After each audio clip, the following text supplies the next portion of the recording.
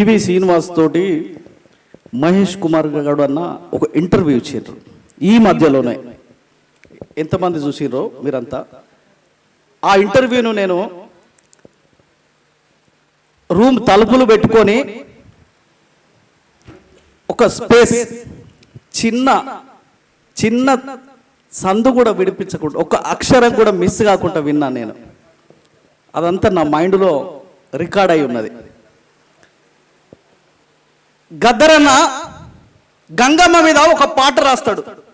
Gangamma Gangamma coal ఘనమైన Ganga coal, Gangamma Gangamma coal ఘనమైన Ganga coal, Gangamma Gangamma coal ఘనమైన గంగా కోల్, గంగమ్మ గంగమ్మ కోల్ ఘనమైన గంగా కోల్. నాసిక్లో పుట్టి నడక నేర్చిందో, నాసిక్లో పుట్టి నడక నేర్చిందో, ఎత్తెత్తు కొండల్లో ఎక్కి దునికిందో, అటు నుండి గంగా ఎటెళ్ళిపోయిందో, ఆదిలాబాదుకొచ్చి అడుగే పెట్టిందో.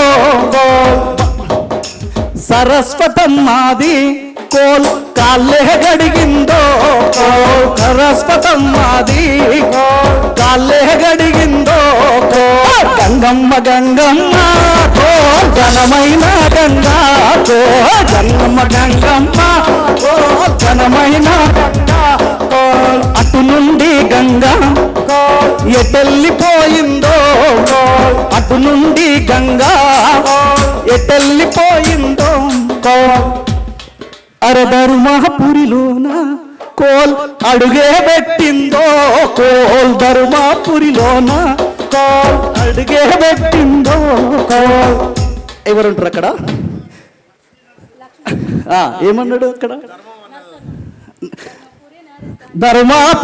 ధర్మపురి నరసన్న కోల్, ధర్మపురి నరసన్న కోల్ కాళ్ళే గడిగిందో, కోల్ ధర్మపురి నరసన్న కోల్ కాళ్ళే గడిగిందో. అటు నుండి గంగా కోల్, అటు నుండి గంగా కోల్ ఎటెళ్ళిపోయిందో, అటు నుండి గంగా ఎటెళ్ళిపోయిందో. భద్రాచలములో భద్రాచలములో సీతమ్మ రాముని ముద్దాడిందని చెప్పి అక్కడి నుండి గంగా సముద్రానికి పోయింది, గమ్యం చేరుకున్నది. ఈ ఇంటర్వ్యూలో మహేష్ కుమార్ గౌడ్ అన్న ఇంటర్వ్యూలో నాకు గంగా ఎత్తెత్తు కొండలను చీల్చుకుంటూ వచ్చిందని చెప్పిండు గద్దరన్న. నాసిక్లో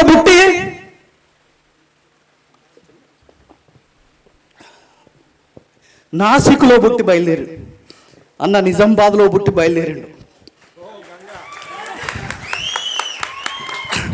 అన్న. నిజామాబాద్లో పుట్టి బయలుదేరి ఆ గంగలాగా చిన్నగా ఒక చుక్క అయి పుట్టిండు. ఆ గంగ అయితే ఎట్లాగైతే ఒక చుక్కలాగా పుట్టిందో, ఎట్లయితే కోనలను చీల్చుకుంటూ ఎత్తెత్తు కొండలను తన్నుకుంటా ఏ విధంగా ముందుకొచ్చిందో, అదే విధంగా అన్న ప్రయాణం ఆ ఇంటర్వ్యూలో కనిపించింది. గంగమ్మను ఆపే శక్తి ఎవరికైనా ఉన్నదా? ఎవరికైనా ఉందా? ఎవరికైనా ఉందా?